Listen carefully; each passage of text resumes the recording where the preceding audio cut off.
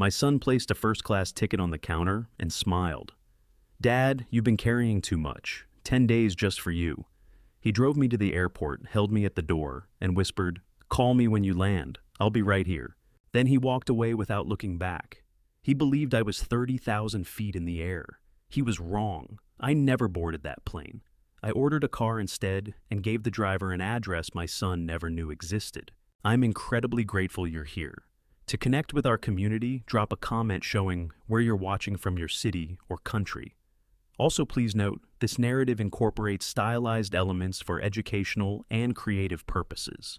Any alignment with specific names or locations is incidental, but the core message is highly valuable for you. My name is Arthur Whitmore. I am 68 years old, and before I tell you what happened on that Tuesday morning in May, I need to tell you about a woman named Margaret. We met in the spring of 1981 at a small architecture firm in Pasadena, California, where I had just started my second week as a junior draftsman, and she was already the most competent person in the building. She reviewed blueprints the way other people read poetry, slowly, carefully, with the kind of attention that made you feel every line mattered. I fell in love with her over a set of structural drawings for a parking garage. It was not romantic by any conventional measure, but it was real, and it lasted 41 years. We built a life together the way good architects build anything, with patience, with intention, with an eye toward what would still be standing long after the scaffolding came down. We bought the house in Newport Coast in 1998, a 2-story Mediterranean with terracotta roof tiles, blue shutters, and a back patio that caught the ocean breeze every evening from April through September. Margaret chose the shutters. I chose the tile. We argued about the kitchen countertops for 3 weeks and then laughed about it every time we walked past them for the next 18 years. She was diagnosed with pancreatic cancer in the winter of 2015. By the following October, she was gone. I am not going to spend much time on those months because some things deserve more privacy than a story can offer. What I will tell you is that she handled it the way she handled everything, with clarity, with grace, and with a practicality that still catches me off guard when I think about it. 2 weeks before she died, she called me into the bedroom, took my hand in both of hers, and told me exactly what she wanted done with the trust fund she had built over 30 years from her family's inheritance. "The house stays in your name," she said. Her voice was thin by then, but her eyes were steady. "Don't let anyone talk you into anything different, and take care of Julian." I promised her both things. I kept one of them. Julian was 30 years old when his mother died. He flew in from San Francisco, where his second business venture, a tech consulting firm he had started with a college friend, was quietly failing. He sat at her bedside for the last 4 days. And I will say this for him, he was there. Whatever came later, he was there at the end, and Margaret died with her son's hand in hers. I have to hold on to that. I have to believe it meant something real. He stayed in Newport Coast for 3 weeks after the funeral, sleeping in his old bedroom, eating the casseroles that neighbors kept bringing to the door. When he left, he hugged me in the driveway and said, "I'll be okay, Dad. Don't worry about me." I worried about him anyway. That was my nature.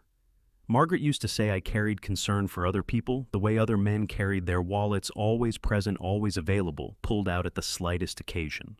18 months later, the consulting firm in San Francisco officially dissolved. Julian called me on a Sunday evening to tell me, his voice careful and controlled in the way of someone who has rehearsed a conversation twice before making it. He said he had been thinking about real estate. He had contacts in Orange County. He had a business plan. What he needed was capital. I wired him $400,000 from the trust fund the following Wednesday. That was the 3rd time I had funded one of Julian's ventures. There had been a restaurant in Silver Lake that lasted 14 months. There had been an event planning company in San Diego that never quite launched. Each time, Julian had come to me with the same careful voice and the same rehearsed confidence, and each time I had said yes without asking enough questions. Margaret would have asked the questions. That was one of the 10,000 ways I missed her every single day. Whitmore Property Group opened its doors in Newport Beach in the spring of 2019. On paper, it looked legitimate. Julian had an office on Jamboree Road, 2 junior agents working under him, and a client list that grew slowly but steadily through the first year. He moved back to Orange County and into the Newport Coast house temporarily, he said, just until the business found its footing.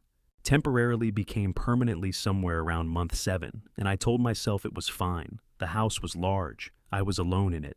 Having Julian at the breakfast table each morning felt like something Margaret would have approved of, and I had become skilled at making decisions based on what I imagined she might approve of, which is perhaps not the soundest basis for judgment, but was the only compass I had left. For 2 years, we settled into a routine. Coffee at 6:30, Julian out the door by 8, dinner together 3 or 4 nights a week. Julian talking about listings and clients and the particular challenges of the luxury coastal market. Me listening and asking questions and feeling more often than I cared to admit, like a man watching a version of his life he no longer quite recognized. It was not unhappy. That is the honest answer. It was not unhappy and it was not honest. And those two things are not as far apart as they might seem. Then one Tuesday morning in March, I walked into the kitchen to start the coffee and I smelled something that did not belong there. It was a perfume light distinctly sweet with a floral undercurrent that caught in the back of my throat. Not Margaret's perfume.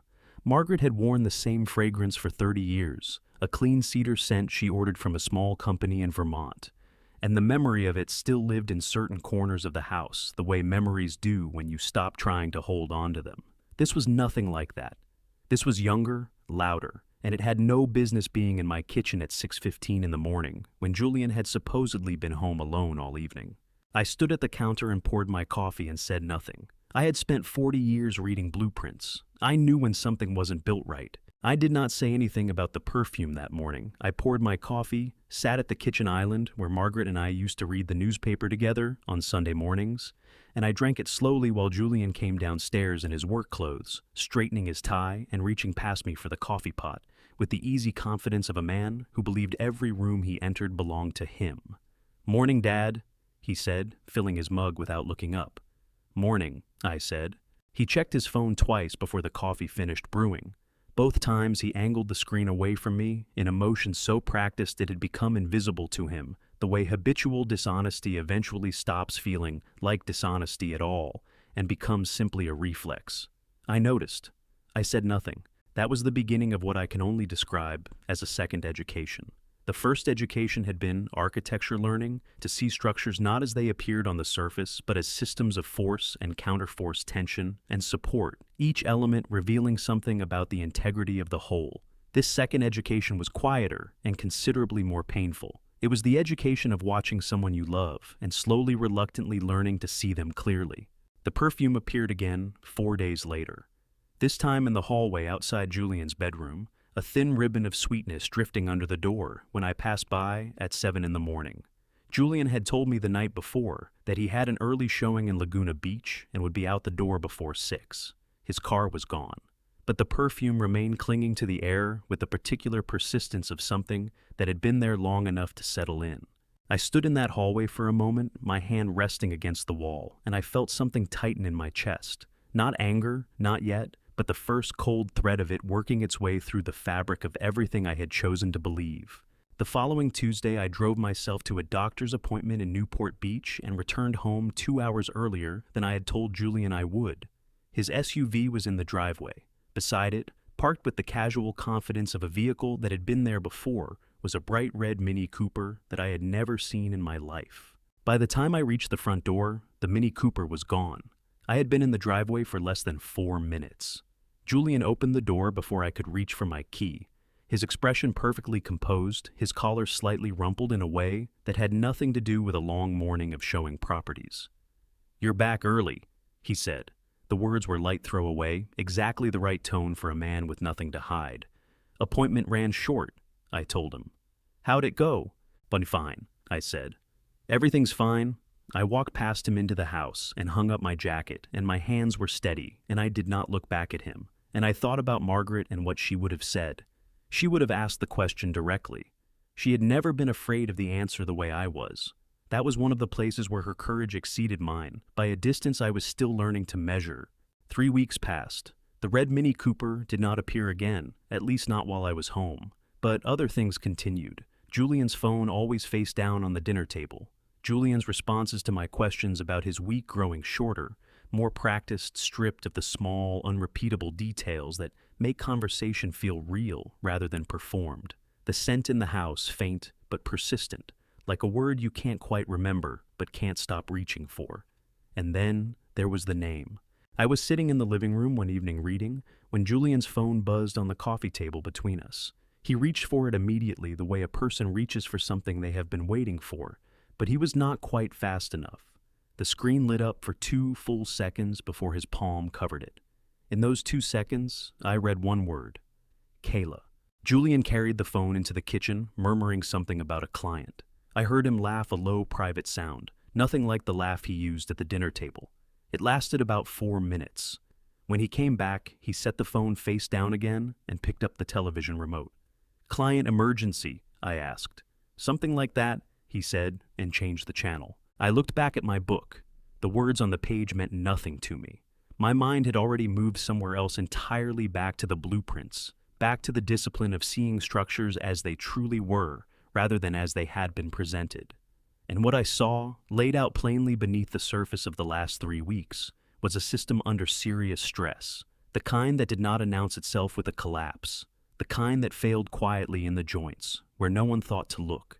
I closed my book, I set it on the side table, and I told myself I was imagining things. I was wrong. 2 weeks before everything came to a head, Julian made the kind of mistake that overconfident people make when they have gone too long, without consequences. He left his laptop open on the sofa. It was a Saturday afternoon in early April. The marine layer had rolled in off the Pacific the way it did most spring mornings in Newport Coast, softening the light to a pale gray that made the house feel quieter than usual. Julian had been working at the coffee table since breakfast, his laptop open, papers spread around him in the organized chaos of someone performing productivity. Around 2 o'clock, his phone rang. He stood up, walked toward the back patio, and slid the glass door shut behind him. I was crossing from the kitchen to the hallway when the laptop screen caught my eye. I almost kept walking. I want to be clear about that. There was a version of that afternoon where I kept my eyes forward and walked upstairs and sat in the chair by the window and continued being the man I had been for the past 3 weeks, watchful, quiet, willing to give doubt the benefit of the doubt. That version of me still existed for approximately 2 more steps. Then the screen lit up with a new message and I stopped. The application was open to a conversation thread. The name at the top read Kayla. The most recent message had just arrived, its text sitting there in the unguarded brightness of an unsecured screen in an empty room. I read it. Then I read it again. Then I read the messages above it, scrolling back carefully. With one finger reading the way, I used to read structural reports on buildings I suspected had been compromised methodically, without flinching, looking for the exact point where the integrity had failed. What I found was this. Kayla had written, "Baby, I cannot wait to see the house. Send me pictures of the bedroom." Julian had replied, "Soon. I just need to get him out of the way first. 10 days should be more than enough." Kayla, "Are you sure he won't figure it out?" Julian positive. "He trusts me completely. I'll book him something nice, somewhere far. He'll be grateful. He's always grateful." Kayla, "You're terrible, you know that." I stood in the living room of the house Margaret and I had built together, holding one finger against the trackpad of my son's laptop, and I read those words until they stopped being words and became something else entirely, a blueprint clear and damning of a structure I had never been meant to see. He was going to send me away. 10 days. He had already been in contact with someone about the trust, my trust, Margaret's trust, the thing she had built over 30 years and placed in my hands with her last coherent breath. And he was calling it complicated, as though the moral weight of what he was planning was merely a logistical inconvenience. I straightened up. I removed my finger from the trackpad. The screen dimmed after a moment and then went dark. On the patio, Julian was still talking, his voice muffled by the glass, one hand moving in the air, the way it did when he was making a point he considered important. He had his mother's hands long-fingered, expressive, and seeing them now, even from a distance, produced a grief so specific and so sudden that it took my breath away for a moment. Not grief for what I had just read, grief for what it meant about the years before it. Every breakfast, every dinner, every time he had called me on a Sunday evening with that careful, rehearsed voice. I walked to the hallway. I walked upstairs. I closed my bedroom door behind me and sat down in the chair by the window that looked out over the valley and the distant glint of the Pacific. My hands were folded in my lap. They were not shaking. I was surprised by that, the steadiness of them, the way my body had decided, without consulting me, that this was not a moment for falling apart. This was a moment for thinking. I sat in that chair for a long time. The marine layer had begun to burn off. By the time I heard Julian come back inside, downstairs the glass door sliding open and shut his footsteps crossing the floor below me. He called up the stairs. "Dad, you want coffee?" With the easy warmth of a man who had no idea the ground had just shifted permanently beneath him. "Not right now," I called back. My voice came out steady. I was proud of that. I waited until I heard him settle back at the coffee table. Then I picked up my phone, found the name I needed, and pressed call. Thomas picked up on the second ring. Thomas Whitmore is 3 years older than me and has lived in San Diego for the past 22 years in a house 2 blocks from the water that he shares with his 2 dogs and a woodworking shop he built in the garage after he retired from teaching. He is the kind of man who answers the phone on the second ring and means it not because he is always available, but because when someone he loves calls, he decides immediately to be. "Arthur," he said, just my name. The way he said it told me he already knew something was wrong. "I need to tell you something," I said, "and I need you to let me get through all of it before you say anything." "All right," he said. "I'm listening." I told him everything. The perfume, the phone always face down, the red Mini Cooper disappearing from the driveway, the name Kayla on the screen, and then the laptop, the chat, the words, the 10 days, the trust. I read him the messages from memory because I had read them enough times that afternoon that they had carved themselves into me, the way certain things do, when you know they are going to change everything. Thomas was quiet for a moment after I finished. Not the quiet of someone searching for words, but the quiet of someone who already has them and is deciding how to deliver them with care. "Arthur," he said finally, "I tried to tell you this 3 years ago, and once before that." The words landed without cruelty.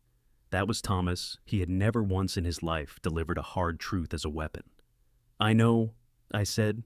"You told me I was jealous of your relationship with him. After the second time, I decided you needed to see it for yourself." He paused. "I hated being right about this. I want you to know that."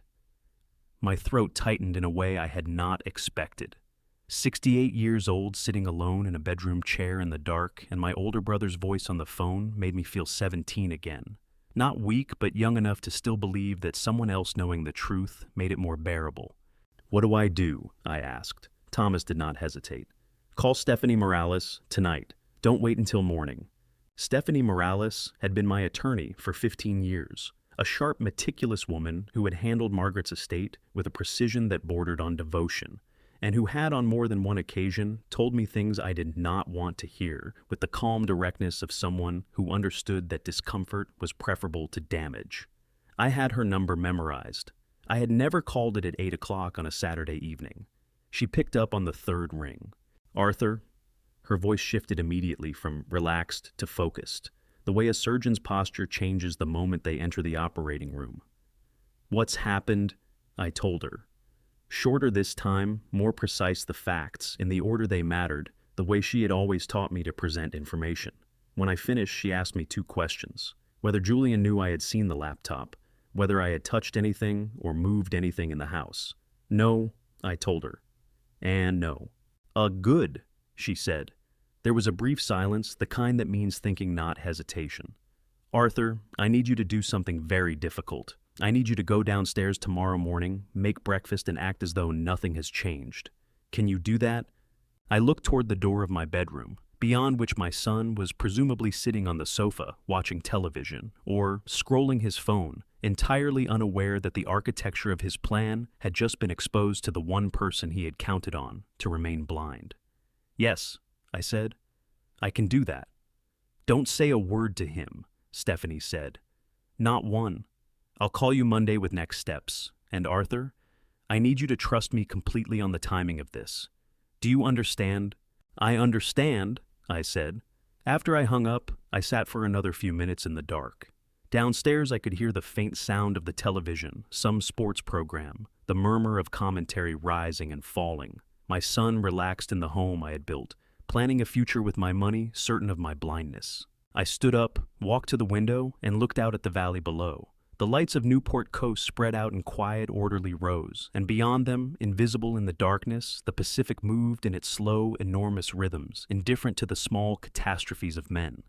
I thought about Margaret. I thought about what she had asked me to do from that hospital bed, the weight of her hands on mine, the steadiness in her eyes even at the end. Take care of Julian. I had tried. For 8 years I had tried. But there was something she had not said, something I understood now, standing at that window in the dark, that taking care of someone and protecting yourself from them were not always the same thing. Stephanie called me Monday morning at 8:45, which meant she had been working on it since Saturday night. "I've been thinking about how to approach this," she said, skipping any greeting the way she always did when a problem had already consumed her full attention. "And I want to bring in someone I trust. His name is Marcus Webb. He's a licensed private investigator out of Irvine, 18 years in Orange County, mostly family law and asset cases. He's careful, he's discreet, and he doesn't make mistakes." "What will he do?" I asked. "External surveillance," Stephanie said. "Nothing inside the house, nothing that touches your property. Public spaces, parking lots, restaurants. He'll document what Julian does when you're not watching, who he's with, where they go, what accounts they use to pay for it. If Julian is spending trust money on this woman, Marcus will find the paper trail." I thought about the red Mini Cooper, the way it had appeared and disappeared from my driveway like a bad thought I couldn't quite catch. "How long?" I asked. 3 weeks, she said. "Maybe less if Julian is as careless as he appears to be." Marcus Webb turned out to be a compact, quiet man in his late 40s who wore unremarkable clothes and drove a gray sedan so nondescript it seemed specifically designed to be forgotten. He came to Stephanie's office on a Tuesday afternoon, shook my hand with a firm, brief grip, and asked me 3 precise questions about Julian's daily schedule, his vehicle, and the name of the woman on the laptop. Then he opened a small notebook, wrote down the answers, and told me he would be in touch. Over the following 3 weeks, Marcus built a case that Julian had been constructing carelessly for months. He photographed Julian and Kayla Sutton having dinner at Mastro's Ocean Club in Newport Beach on a Thursday evening, a meal that cost $412 and was charged to a credit card linked to the Whitmore family account. He documented Kayla's red Mini Cooper, parked in front of my house on 4 separate occasions, between 9 in the morning and 2 in the afternoon, on days when I had told Julian I would be at doctor's appointments or running errands. He pulled GPS data showing the Mini Cooper's repeated presence on our street going back 11 weeks. He found a hotel reservation in Laguna Beach, 2 nights charged again, to the family account made 6 weeks prior under Julian's name. Each report arrived in Stephanie's secure inbox within hours of the event. She called me after each one, her voice getting quieter and more precise with every conversation, which was how I had learned to recognize that she was becoming very serious indeed. Meanwhile, I went downstairs every morning and made breakfast. I want you to understand what those 3 weeks cost me, because it would be dishonest to suggest that it was simply a matter of patience. Every morning, I sat across the kitchen island from my son and asked him how he had slept and whether he wanted eggs, and he answered me with the easy warmth of a man who believed himself entirely safe. And I smiled and passed him the coffee and felt the distance between what I knew and what I showed growing wider with every hour. There was one morning, a Thursday halfway through the 3rd week, when Julian looked up from his phone and said, "You seem good lately, Dad, relaxed." He was smiling, genuinely pleased, and I understood in that moment the particular cruelty of his obliviousness. He had mistaken my stillness for contentment. He had looked at the surface of me and seen exactly what he wanted to see, and it had not occurred to him, not even briefly, that the surface might not be the whole structure. "I feel good," I told him. "I've been sleeping better." He nodded satisfied and looked back at his phone. That was the morning I understood something that Stephanie had told me at the very beginning, something I had accepted intellectually but only now felt in my bones. She had said, "Arthur, we need you to go in yourself. Marcus's evidence is strong, but your testimony as the homeowner, your voice, your presence, your words on a recording made inside your own property combined with everything Marcus has gathered externally creates something no attorney can challenge. One without the other is manageable. Together, they're airtight."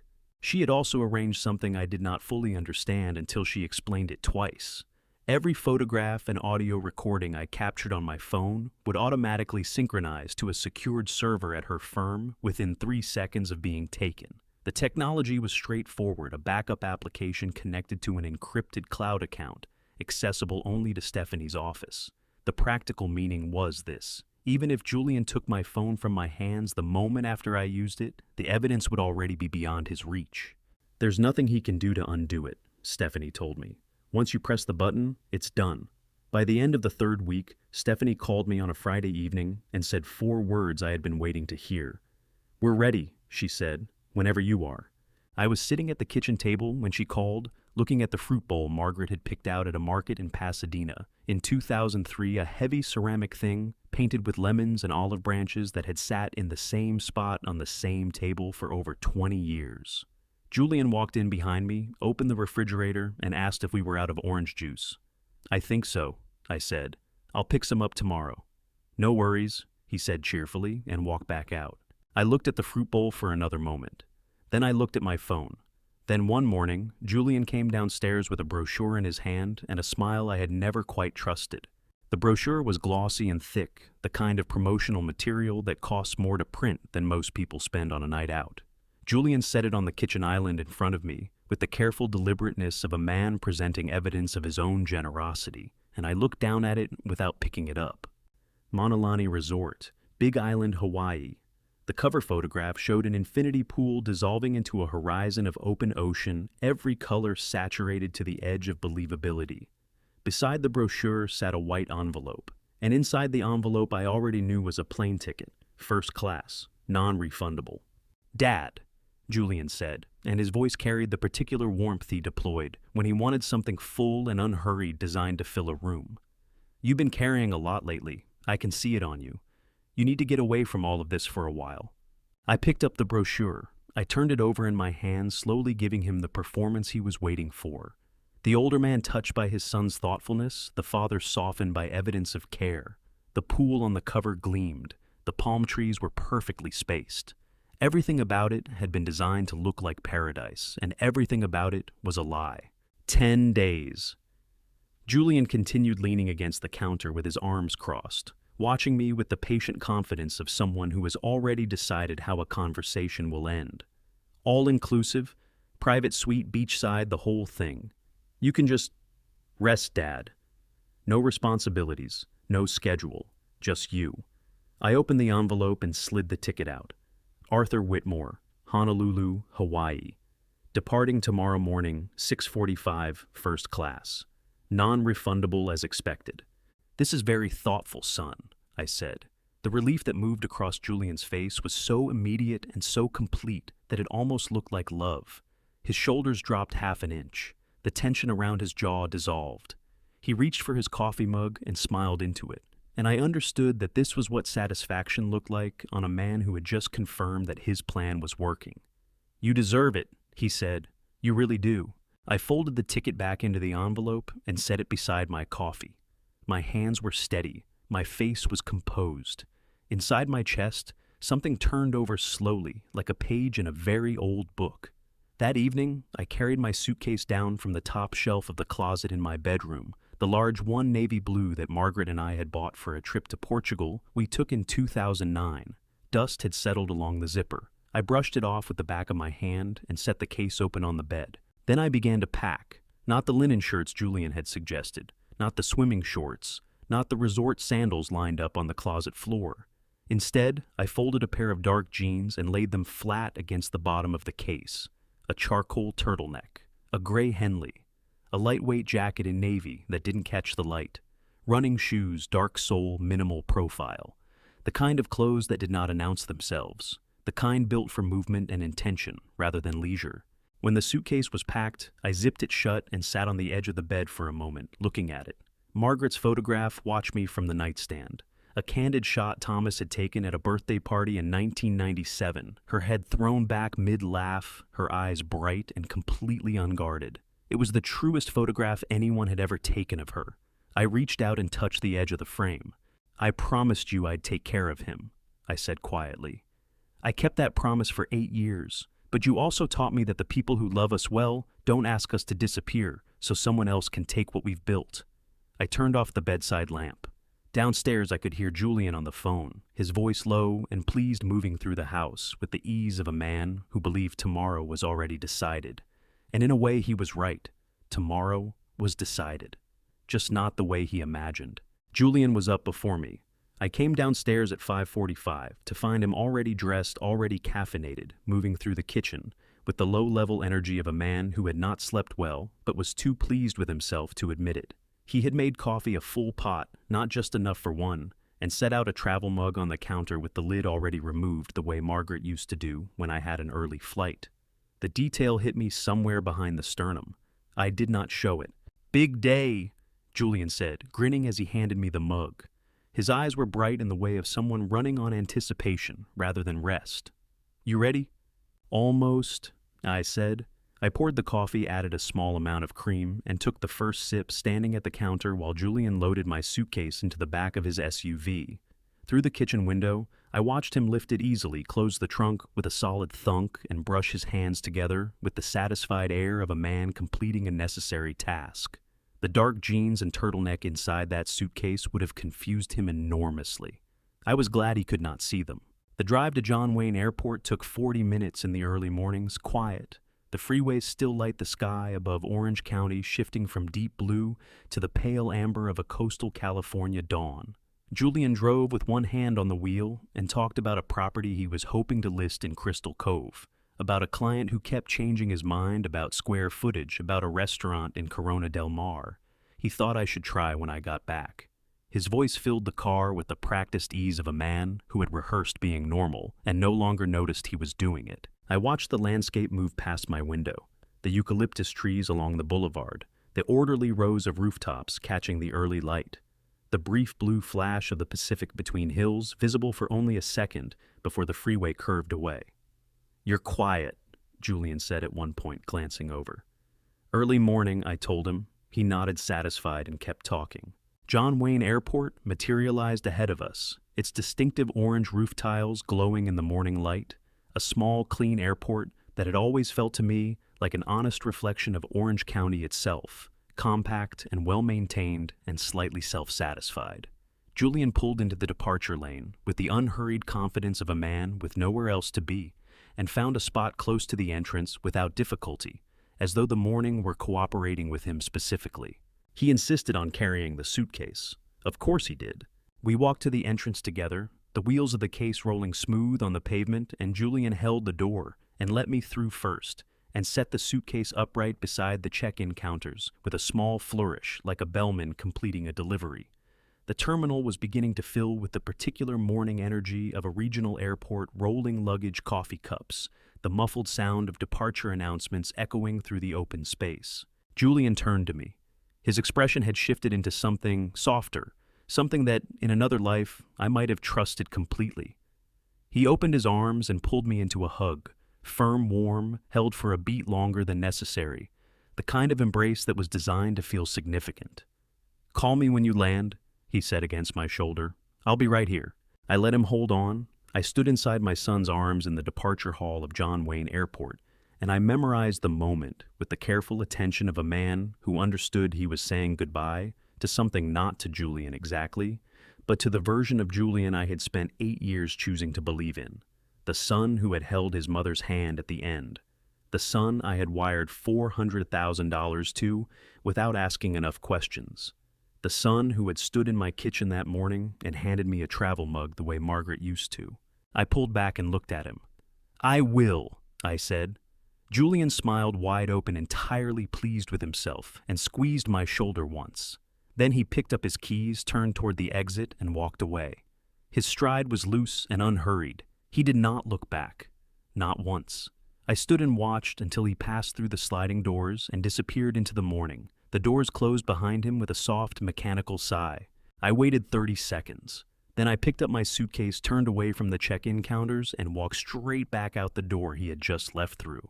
The Uber was a silver Honda, clean and unremarkable, driven by a man in his 50s who had a talk radio program playing low on the speaker and did not seem inclined toward conversation. I was grateful for both things. I gave him the address, not the house, but the corner 1 block east, the way Stephanie had instructed, and settled into the back seat as the car pulled away from the departure lane and merged into the morning traffic on MacArthur Boulevard. The airport shrank behind us. The orange roof tiles caught the early light one last time in the side mirror and then disappeared around a curve. I called Stephanie from the back seat. She picked up before the second ring. "You're out." "I'm out," I said. "He's gone. I watched him leave." "Good." The word was clipped and certain, the way she said everything when a plan was in motion. Audio recording the moment you step through the front door. Don't start it in the driveway. Don't start it on the street. The moment you cross the threshold. Your house, your right, your evidence. I understand, I said. Arthur. A brief pause. Whatever you see in there, stay controlled. We need you present, not reactive. Can you do that? I looked out the window at the wide boulevards of Newport Coast, sliding past the trimmed hedges, the gated driveways, the palm trees standing in their perfect rows, like sentinels who had long since stopped paying attention. Yes, I said. I can do that. We hung up. The talk radio murmured. The Honda moved smoothly through the morning. 53 minutes after Julian had walked away from me at the departure hall, my phone screen lit up. Julian. I looked at his name on the screen for 2 full seconds. Then I set the phone face up on the seat beside me and watched it ring. He was calling to confirm. I understood this with the clarity of a man who had spent 3 weeks learning to read his son, the way he once read structural drawings, looking past the surface, finding the load-bearing points, identifying exactly where the weight was being carried and why. Julian had calculated the flight time. He had calculated the moment the cabin doors would close and the phones would go to airplane mode and his father would become, for 10 days, completely unreachable. He was calling to verify that the machinery of his plan had engaged correctly. The call ended. 12 seconds of silence. Then it started again. Julian. I watched the second call ring out. The talk radio host was discussing interest rates. The Honda turned onto a quieter street, the neighborhood softening around us. Larger lots, older trees, the particular hush of serious money that had stopped needing to announce itself. The third call came before the second had fully ended. Julian. Julian. Julian. By the 5th call, I had stopped counting and simply watched the screen pulse in the morning light, my son's name appearing and disappearing with the rhythm of someone who was beginning, for the first time, to feel uncertain. Each unanswered call was a fissure opening in the architecture of his confidence, small, at first, then wider, then something that could not be closed. The driver glanced at me in the rearview mirror. Busy morning. Something like that, I said. He nodded and looked back at the road. By the time the Honda slowed to a stop at the corner of my street, Julian had called 11 times. I knew this because I had counted after all the way you count the seconds between lightning and thunder to understand how far away the storm is. 11 calls in 53 minutes. The storm was not far away at all. It was already overhead. I thanked the driver, stepped out onto the sidewalk, and closed the door behind me. The morning air was warm and carried the faint salt of the ocean 3 miles west. Somewhere nearby, a sprinkler moved in slow arcs across a front lawn, the water catching the light in brief scattered diamonds. I did not look at my phone again. I put it in my jacket pocket, screen down, and began walking. The street curved gently ahead of me, familiar and quiet, the same curve I had driven 1,000 times without thinking about it. Now, I walked it slowly, one deliberate step at a time, and I felt something settle into place inside me. Not courage exactly, because courage implies uncertainty, and I was no longer uncertain. What I felt was closer to the moment before you sign your name to something permanent, a stillness, a readiness. My house appeared at the end of the curve, and beside Julian's SUV in the driveway, bold and utterly without shame, sat a bright red Mini Cooper that had no business being there at all. I stood at the edge of my driveway and looked at the 2 vehicles for a moment. Julian's black SUV parked in its usual spot, slightly crooked the way it always was.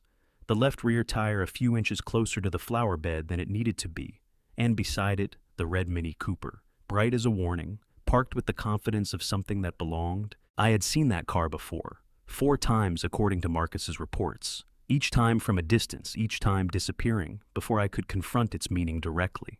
I reached into my jacket pocket and found my phone. I opened the audio application Stephanie had installed 3 weeks prior and pressed the record button. A small red indicator appeared on the screen. I checked it once, then slid the phone back into my pocket with the microphone facing outward. Then I walked to the front door and put my key in the lock. The mechanism turned with the same clean click it had made every day for 27 years. The same sound I had heard 10,000 times coming home from work, from errands from the hospital in the last months of Margaret's illness, when I would return to this house alone and stand in the entryway for a moment before I could make myself move. The door swung open. The cool interior air reached me first. The faint eucalyptus of the candles Margaret had always kept near the entrance still present in the wood and the walls, even years after the last one had burned down. And beneath it, something else. Music. Coming from the living room, low and rhythmic, a song I recognized before I had taken a second step inside. It was a Norah Jones record, the first one the album Margaret and I had played on the night we closed on this house in 1998.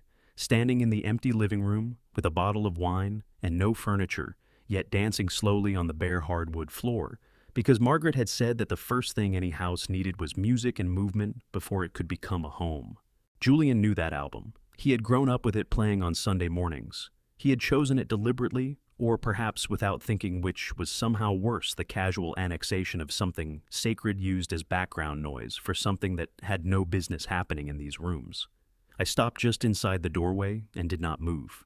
From the living room came the sound of Kayla's laughter, light, unguarded, the laugh of a woman entirely at ease, entirely certain of her safety. And then Julian's voice, lower, warmer than I had heard it in months, saying something I could not quite make out, followed by the soft percussion of a wine glass being set on the coffee table I had carried up from a shop in San Juan Capistrano in 2004. I pressed my back against the wall of the hallway, and I listened.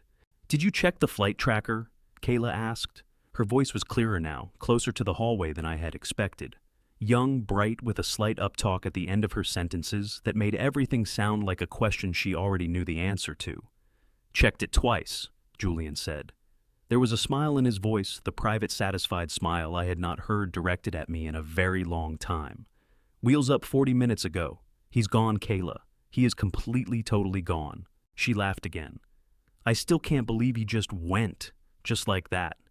"That's Dad," Julian said, and the lightness in his voice as he said it, the easy, affectionate dismissiveness of it, carved something open in my chest that I had not known was still waiting to be opened.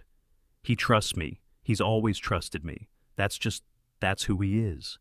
I stood in the hallway and breathed. Then I looked through the gap in the doorframe into the living room, and I saw her. Kayla Sutton was curled on the left side of my white sectional sofa, her legs folded beneath her, a wine glass held loosely in one hand. She was perhaps 29, dark-haired, pretty, in the uncomplicated way of someone who had never had reason to doubt it. She was laughing at something Julian had just said, her head tilted back, her free hand resting on his arm. She was wearing a shirt I recognized before I understood why I recognized it.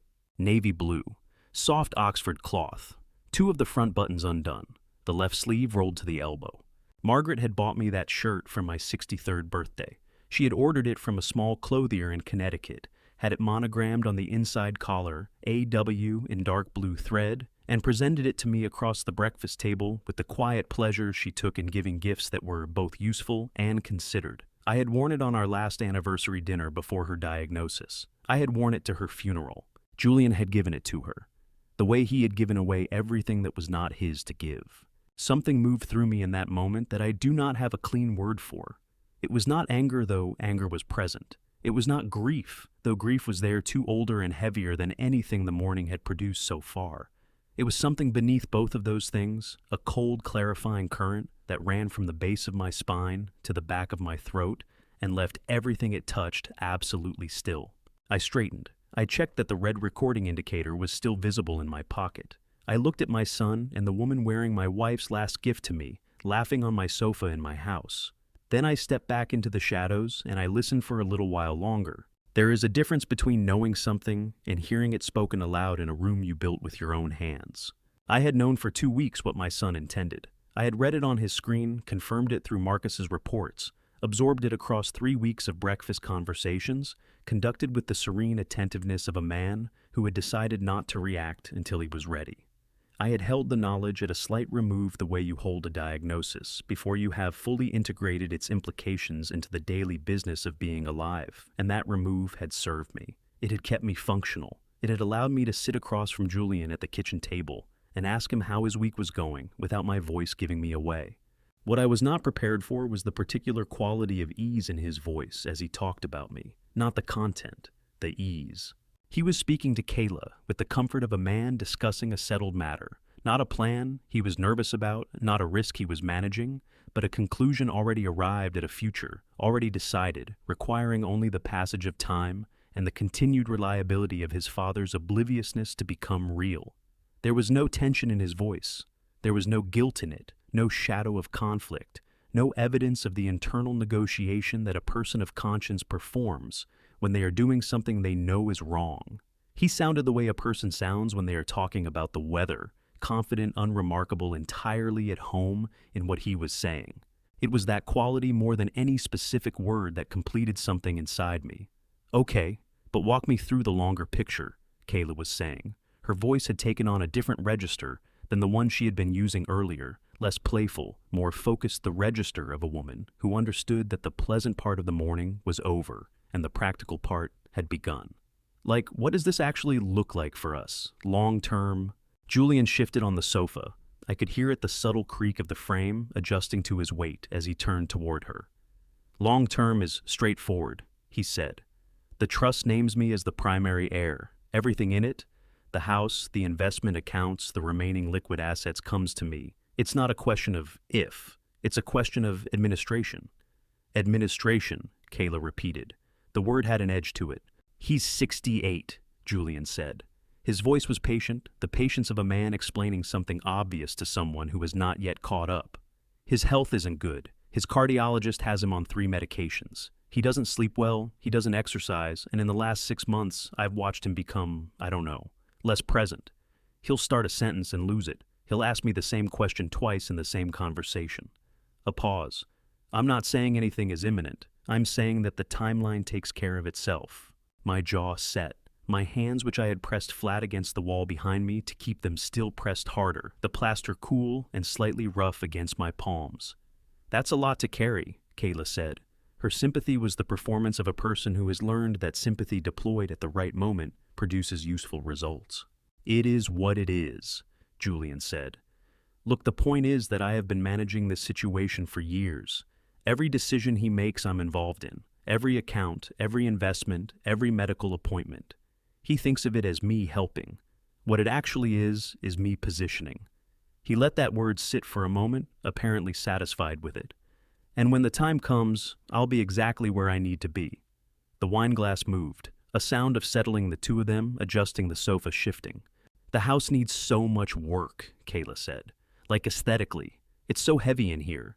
All these photographs everywhere. It's like living inside someone's memory." "That's exactly what it is," Julian said, and the laugh that followed was low and private, and carried in it a contempt so thoroughly domesticated it had forgotten it was contempt. 8 years. She has been gone for 8 years, and this house still looks like she left to run an errand and will be back before dinner. He hasn't changed a single thing. He hasn't moved on. He hasn't processed it, or whatever the word is. Another pause, during which I heard him drain what remained in his glass. I've walked past his room in the morning and heard him talking, standing there in front of the nightstand where her photograph is just talking, to a picture, out loud, like she's still there. "That's heartbreaking," Kayla said. Her voice was softer now, and I noted with the detachment of a man cataloging evidence rather than experiencing a scene that the softness was genuine, not performed this time, but actual. She was capable of pity. She simply found it less useful than calculation in most circumstances, and had organized her life accordingly. "It's more than heartbreaking," Julian said. It's the whole problem, actually. He never came back. After she died, he stayed in that place inside that loss, and everything else, me, the business, the actual present, became secondary to maintaining the shrine." His voice shifted, taking on something heavier, something I recognized with a jolt of precision as the tone he used when he believed himself to be making a profound point.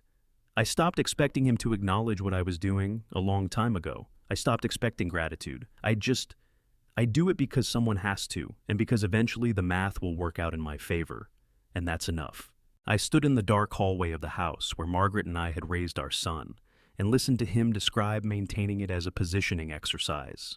I want to be careful here about what I felt, because it would be easier and less accurate to say, I felt only anger. Anger was present. It was there in the tightening of my jaw, and the pressure of my hands against the wall, and the thin, bright line of heat that ran from my sternum to the back of my throat when Julian said the word shrine in that tone. But beneath the anger was something older and larger and considerably quieter, The way bedrock is older and larger and quieter than whatever is happening on the surface above it. What I felt primarily was the specific grief of a man who has loved someone without knowing them. Not without trying. I had tried. I had driven him to offices and meetings. I had wired money without adequate questioning. I had sat across tables and asked questions and listened to answers and assembled from those answers an image of a son that I had then loved with complete sincerity, not knowing, not allowing myself to know that the image had been constructed for my consumption rather than reflecting anything true. The recording indicator in my jacket pocket was still active. I could feel the slight warmth of the phone through the fabric, the 3-second upload cycle running continuously each word Julian spoke, archived and time-stamped and secured beyond anything he could reach.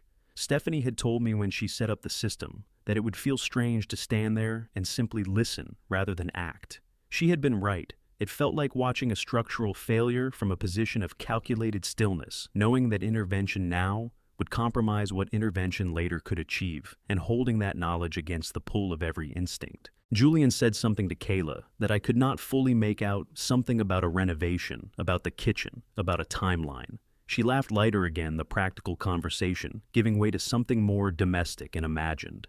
They were planning. In my house, on my furniture in the morning light, through my windows they were planning the life they intended to move into, once I had been sufficiently administered. I had heard enough. I took my hands from the wall. The absence of the plaster's resistance felt strange for a moment, my palms tingling slightly the way any surface does when you have pressed against it longer than you realized. I straightened to my full height. I checked for the last time that the recording application was running. It was. Every word from the past 4 minutes was already beyond Julian's reach, already sitting in Stephanie's encrypted server with the precise patient permanence of documented fact. He had never, I understood now, been present with me at all. I squared my shoulders. I drew one breath in through my nose, slow and deliberate, the way Evelyn Cross had been telling me for 15 years, to breathe when something was elevating my pressure. I let it out the same way. Then I stepped out of the hallway and into the living room, and the morning light came up to meet me, and everything that came next began. Before I step out of the shadows and reveal the truth that forces the traitor to pay comment, still here. So I know you're witnessing this moment with me. Also, please note, the upcoming events include dramatized elements to enhance the cinematic experience. If you are uncomfortable with the harsh realities about to unfold, you may turn off the video right now. I have read in the years since that morning that the human eye adjusts to a camera flash in approximately 0.2 of a second. What I can tell you from experience is that 0.2 of a second is long enough for everything to change. The first burst of light hit the living room like a physical thing, white total, without shadow. Kayla's wine glass left her hand before she understood why her fingers releasing on pure animal reflex. The glass catching the edge of the cushion and bouncing sideways before the red spread across the white sectional in a long, unhurried arc. She came off the sofa in a single motion, one hand flying to the front of Margaret's shirt, and gripping it with both fists as though the fabric were the only stable thing remaining in the room. Julian's reaction was different. He did not flinch. He turned fast the way a man turns when something behind him has made a sound that does not belong. And in the half-second before recognition arrived, his face passed through a sequence of expressions that I cataloged the way I used to catalog structural anomalies in buildings I was assessing. First, the blankness of interrupted ease, then the narrowing focus of a man identifying a threat, then, as the source of the light, registered something I can only describe as a total systemic failure. Every system that had been running in Julian's face, the confidence, the control, the habitual management of how he appeared to other people, shut down simultaneously the way a building goes dark when the main power line is severed. I pressed the shutter again. The second flash documented the aftermath of the first, Julian half standing his weight, unevenly distributed, one hand pressed into the sofa cushion for balance. Kayla behind and to his left, the shirt in her fists, her mouth forming a word she had not yet committed to. The wine spreading across the white fabric between them. The coffee table with its 2 remaining glasses and the bottle they had been sharing since I calculated sometime before I landed. "Dad!" Julian's voice arrived, broken, the word arriving in pieces rather than whole. When did you, how are you?" I did not answer. I raised the phone. Flash. He moved toward me. Then not a lunge, not yet, but the forward lean of a man who has not yet decided what he is going to do, but has decided that standing still is no longer an option.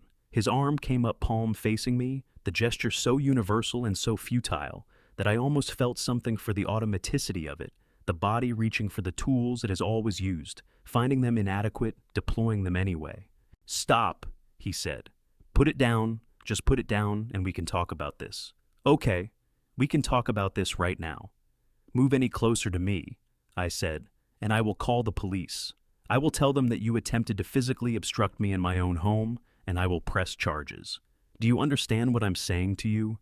Julian stopped. His arm stayed raised for a moment, the palm still facing me, then dropped as though the musculature responsible for holding it had simply given out. Behind him, Kayla had found the far corner of the sectional and pressed herself into it, her knees drawn up, her face drained to the particular colorlessness of someone who has just understood that the situation they are in is considerably more serious than the one they thought they had agreed to. "The photographs," I said, "are already beyond your reach. Every image I have taken since I crossed the threshold of this house has been automatically synchronized to an encrypted server maintained by my attorney's office. You could take this phone from my hand right now, and it would make no difference to what already exists on that server. I want you to understand that completely before you make any further decisions." I watched him process this. It moved through him the way cold water moves through a system not designed to handle it, finding every weakness, every junction, every point where the architecture was thinner than it should have been. He was 38 years old, and he was very intelligent, and he had spent the past 3 weeks constructing what he believed was an airtight plan. And I watched him understand in real time that the plan had not been compromised at 1 point or 2 points, but at every point simultaneously by the one person he had been absolutely certain would never see it coming. His knees went first. It was not a collapse. He caught himself on the arm of the sofa, his knuckles whitening against the fabric, the tendons in his forearms standing out with the effort of arresting a fall he had not intended to begin. He hung there for a moment, suspended between standing and falling, and then he did something I had not prepared myself for.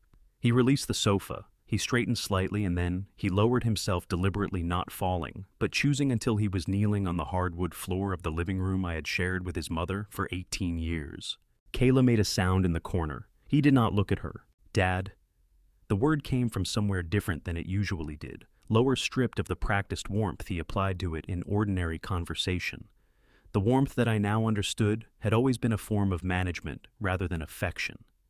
"Dad, I hear you. I understand what you're telling me, but please, please just listen to me for 1 minute. I made a mistake. I know that. I know exactly what I did, and I know it was wrong, and I am telling you right now, right here, that I will end it. Today. She leaves today. You will never see her again. You will never hear her name again. And whatever you need from me to make this right, I will do it. Whatever it takes." I looked at my son on the floor of my house. There is a particular discipline in not looking away from difficult things, and I had been practicing it since the afternoon I walked past his laptop on the sofa. I looked at him now with the same attention, not with hatred, not with the clean certainty of someone whose feelings have resolved neatly into a single manageable emotion, but with the complicated, exhausted clarity of a man who loved his son and had been deceived by him and was holding both of those things simultaneously, because that was what the truth required. "I will end it," Julian said again. His voice was thickening. "I swear to you, whatever this was, whatever I was thinking, it's done. It's over right now. Just put the phone away and we can figure out the rest together. The company, the house, all of it, we can talk about it. Dad, we can work through it like we always have. You and me, just you and me," I said. The repetition stopped him as cleanly as a hand raised in traffic. He looked up at me from the floor. His face was wet now. I could not have told you precisely when the tears had arrived, only that they were there to moving in 2 thin lines from the outer corners of his eyes toward his jaw. Whether they originated in genuine remorse or in the more immediate terror of a man watching his future dissolve, I could not determine, and I found that I had passed the point where the answer would have changed anything. "I want to tell you something," I said, "and then I want you to listen to what comes after it." Julian went still. "I have tried," I said, "for 8 years to be the father your mother asked me to be. I have written checks I did not ask questions about. I have driven you to meetings and sat across from you at dinner and listened to you talk about a business that was built entirely with her money, as though you had built it yourself. I have extended you a version of trust that you did not earn and did not honor. I kept my voice level, not cold level. There is a difference. And I want you to know that none of that was weakness. I want you to understand that clearly. Every decision I made because I loved you and because she asked me to, and because I believed for 8 years that the sun she held at the end was still in there somewhere worth reaching. Something crossed his face, a flash of something unguarded and real there, and gone so quickly that I might have missed it if I had not been paying the particular quality of attention that grief teaches you. I believed that this morning, I said. Even this morning, I stood in the hallway of this house and I listened to you speak about me, and even then, even hearing those words in your voice, I believed it. The tears on his face moved without interruption. And then I stopped, I said. I raised the phone. The last flash filled the room with a light so total and so indifferent that for a single moment it erased everything. The sofa, the wine stain, the broken glass, the kneeling man, the frightened woman in the corner, and left only the bare fact of what the morning had been stripped of every story anyone might have wanted to tell about it. Then the light went out, and the room was exactly what it was. I lowered the phone. Not slowly, not dramatically, I simply lowered it. The way you set down a tool when the work it was designed to do has been completed.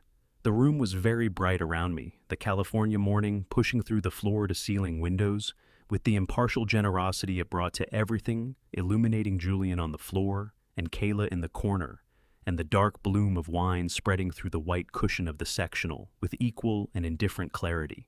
Julian was still on his knees. His hands were open on his thighs, palms up, the gesture of a man who has run out of things to offer, and is displaying the emptiness as evidence of his sincerity. His face was wet and had lost entirely the quality of careful presentation it had maintained for as long as I could remember, the composed, confident surface of a man who understood that appearance was its own form of argument. What was underneath was younger and rawer and more frightened than I had seen him since he was a boy. I looked at him for a long moment before I spoke. I want to tell you something about your mother, I said, not because I think it will change what happens next, but because I think you should hear it, and I think this is probably the last time I'm going to say it to you directly. Julian's jaw tightened. He did not speak. The year we got married, Margaret was working 3 jobs simultaneously. She drafted architectural plans during the day at a firm in Pasadena that paid her less than the men doing the same work. 2 evenings a week, she kept books for a dry cleaning business on Colorado Boulevard, owned by a man she described as relentlessly unpleasant. Saturday mornings, she arranged flowers at a shop on Lake Avenue because she said it was the 1 hour of the week that belonged entirely to her.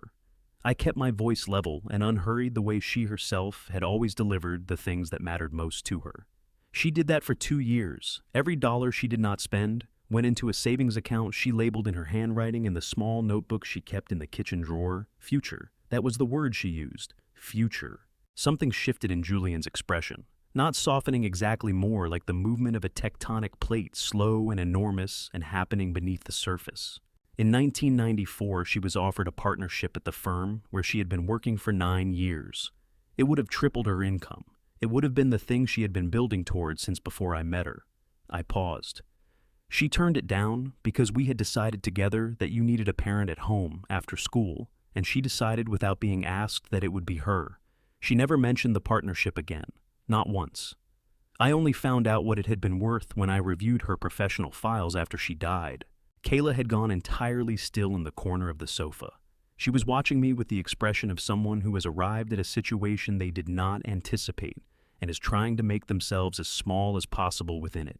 The trust fund she left behind was not an accident, and it was not luck, I continued. It was 30 years of careful, unglamorous decisions made by a woman who understood that the people who love you will build things that outlast the moment. She built that trust for you, Julian. She named you in it because we both believed that you would be the kind of man worthy of what she had made. Julian's hands had curled closed on his thighs. The wetness on his face had dried at the edges into something pale and stark. She would not have been angry about this morning, I said. Anger would have implied surprise, and your mother was not a woman who was easily surprised by the people she loved. What she would have been is grieved, quietly, thoroughly, in the way she grieved things she could not fix by sitting with them and feeling them completely, and then deciding with characteristic practicality what came next. I held his gaze. I wanted you to know that. I wanted you to understand the specific weight of what you chose to do with what she built. For a moment, Julian said nothing. His face worked through several things in succession. Grief calculation, something that might have been genuine remorse if it had been allowed to mature before it was overtaken. Then he pushed himself to his feet, and the boy I had briefly glimpsed was gone, and what stood in his place was the man who had spent the morning bragging to his girlfriend about how thoroughly he had managed his father. "You want to stand there and eulogize her at me?" His voice came out cracked and hot, the heat of it less like anger than like something pressurized that had found an exit. "You've been eulogizing her for 8 years, Dad. Every room in this house is a eulogy. Every conversation you have eventually becomes a eulogy. I have been living inside your grief since I was 30 years old, and you have never once asked whether that was something I could sustain." Kayla said his name from the corner very quietly. He did not acknowledge her. "I kept this company running." He said, his voice dropping into something that was almost accusation, almost confession. The register of a man who has confused the two for long enough that the distinction no longer feels meaningful. "I took your calls at 11 o'clock at night when you couldn't sleep. I drove you to appointments you could have driven yourself to because it made you feel less alone. I sat across from you at this table 3 times a week, and I listened, and I participated, and I did every single thing a son is supposed to do, and at no point, not once, did you look at me and see someone who was also trying to build a life. You saw someone to take care of. You saw someone who needed managing." His hands were shaking now, the fine, uncontrollable tremor of a body carrying a charge it was not designed to hold. When does that stop? When does any of this actually become mine? The room was very quiet after he finished. I let it stay quiet for a moment, long enough to feel the full weight of what he had said, long enough to register that some of it was not entirely wrong, that grief does take up residence in the rooms of a house, and that the people who live in those rooms alongside it are not always given the choice. Then I spoke. "Section 3 of the Whitmore Family Trust," I said. My voice had dropped to something very quiet, the register of absolute certainty rather than volume. The Newport Coast property was purchased exclusively with funds from Margaret's family inheritance and is titled solely in my name. California Probate Code. Section 21. 102 is unambiguous separate property of this nature cannot be transferred, encumbered, or claimed under any circumstances involving a verified breach of the trust's conduct provisions. This house is mine. It will remain mine. Julian's mouth opened. The words he had prepared, whatever they were, did not arrive.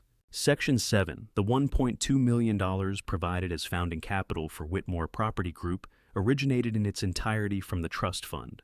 California law is equally unambiguous on this point. Misappropriation of trust capital, whether through negligence or deliberate misuse, creates an immediate and enforceable repayment obligation. The interest has been accruing since the date of each transfer. Stephanie has the figures. Kayla pressed herself further into the corner of the sofa, pulling her knees to her chest, making herself into something as compact and inconspicuous as possible. The shirt she was wearing, Margaret's shirt, the navy Oxford with the monogram inside the collar, had slipped off one shoulder. She did not fix it. Section 11, I said. The morality clause. Any named beneficiary of the Whitmore Family Trust who undertakes actions contrary to the grantor's physical, financial, or emotional well-being forfeits all inheritance rights immediately and without recourse upon presentation of verified evidence to the trustee. I paused. The evidence has already been presented. The upload completed while we were having this conversation. Julian's face had gone the gray of old cement, not pale, not white, but the specific colorlessness of something that has had everything useful extracted from it. His hands were still shaking. He looked at them as though they belonged to someone else, and he was uncertain whether to return them. "You have 30 minutes, I said. "Both of you, personal belongings only. Clothing, electronics, anything you brought into this house that was yours before you arrived.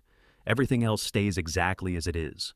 I walked across the living room. I stepped around the broken wine glass on the hardwood floor, the one Kayla had knocked from the coffee table when the first flash went off. Its stem snapped cleanly, the bowl lying on its side, with the last of its contents spread in a thin red arc across the floor. I reached the front door and opened it. The morning came in behind me, warm and unhurried the way it always was in Newport Coast in May. The kind of morning that did not care what had happened inside the house. It was illuminating, the kind that simply continued being beautiful, regardless. I stepped through the door and walked down the front path without looking back. My footsteps were even on the gravel. my hands were still. On the 11th step, my phone buzzed against my hip. I stopped, reached into my pocket, read the 4 words on the screen. Thomas, I'm already on my way.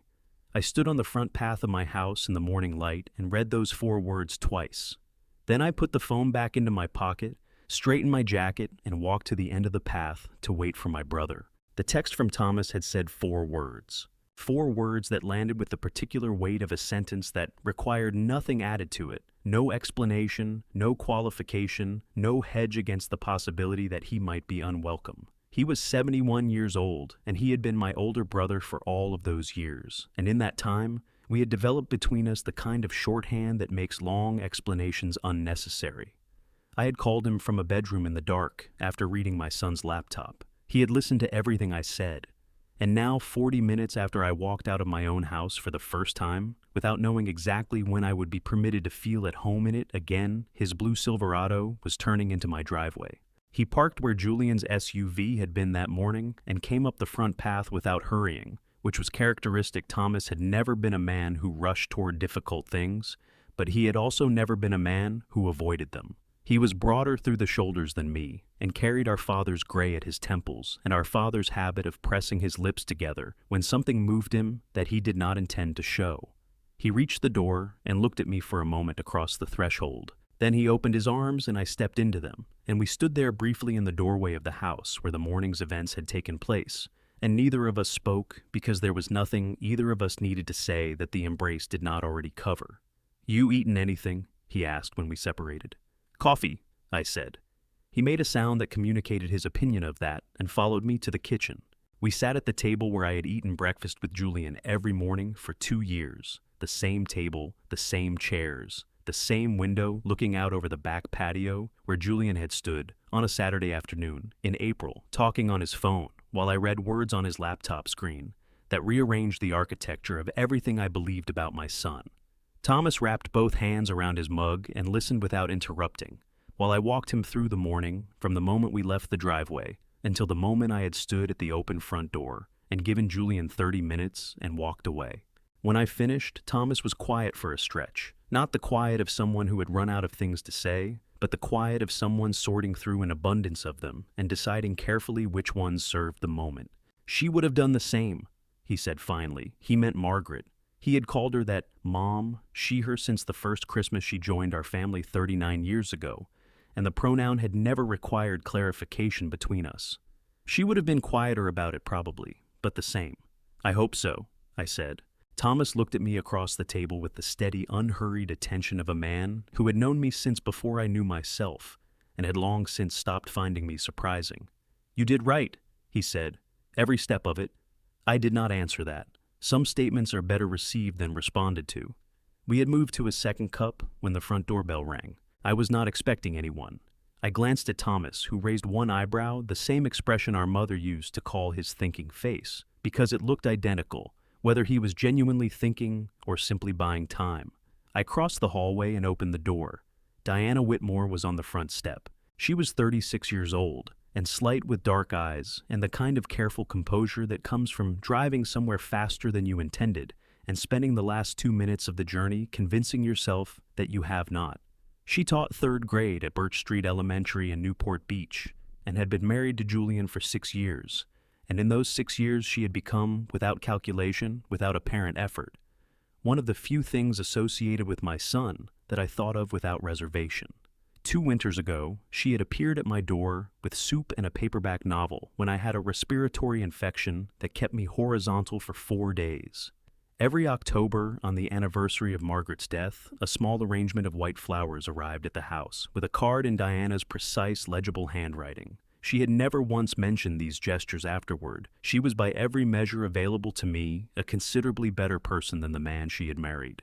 She was also from the expression on her face, working from a set of facts that Julian had assembled for her. "Arthur?" Her voice was tight in the way of someone who has been worrying in a car for 40 minutes and is trying not to show it in their first sentence. "Julian called me. He said you came back from the airport, that something happened, that you were confused, that you were saying things that didn't make sense."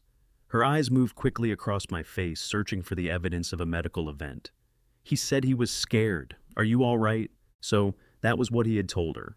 I had expected something along those lines. Julian had always been skilled at identifying the frame that would produce the response he needed, and a worried wife arriving to manage a confused elderly father was considerably more useful to him than a wife who knew the truth. "Come inside, Diana," I said. "I'm not confused. There was no episode. But there are some things I need to show you, and I'd like you to sit down first." She glanced past me at Thomas, who had appeared in the kitchen doorway with his coffee. He gave her a small nod, the nod of a man who has just been told everything and is telling her without words that she can trust what she is about to hear. She stepped inside. The three of us sat at the kitchen table. I placed my phone between Diana and me, face up, and looked at her steadily while I spoke. "Julian called you because he needed someone to come here and redirect what is happening," I said. "There is no medical emergency. What there is this." I pressed play. Julian's voice came out of the phone's speaker and filled the kitchen with the easy private confidence of a man who believed himself entirely alone and entirely safe. Kayla's laughter layered over it, bright unguarded, the sound of a woman at complete ease in a house that was not hers, the flight tracker exchange. And then Julian's voice again, dropping into the particular register of affectionate dismissiveness, the tone you use for something beneath contempt rather than above it. "He's just an old man who never moved on. He still talks to Mom's photo every morning like she can hear him. He's pathetic. He's soft. He always has been." Diana's hands, which had been folded loosely in her lap, tightened. Not suddenly, gradually, the way a fist forms when a person is trying very hard not to react to something that is making every nerve in their body want to react. The recording continued, Julian describing the trust as complicated but manageable. Julian saying it's just a matter of when. Julian saying he writes checks whenever I ask, with the particular lightness of a man describing a convenience rather than a relationship. When the audio ended, the kitchen held the silence the way certain rooms do, after something significant has been said, in them absorbing it, becoming shaped by it. Diana sat without moving for a full 10 seconds. Her jaw was set, her eyes fixed on the phone between us, her hands still folded into those careful fists. Then she drew one slow breath through her nose and released it and looked up at me.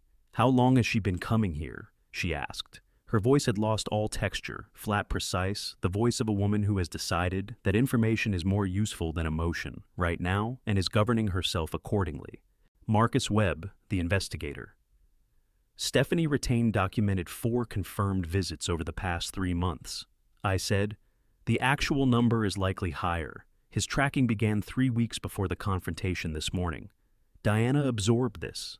The intake of breath she took was sharp enough that I heard it, and she did not fully release it, holding the remainder somewhere in her chest, where it compressed into something she would deal with later and in private. "He signed my name," she said. The words came out quiet and certain, not as a question and not as an accusation, as a statement of something she had already in some part of herself suspected. "On something financial, didn't he?" The directness of it caught me off guard. "Stephanie is still reviewing the documentation," I said carefully.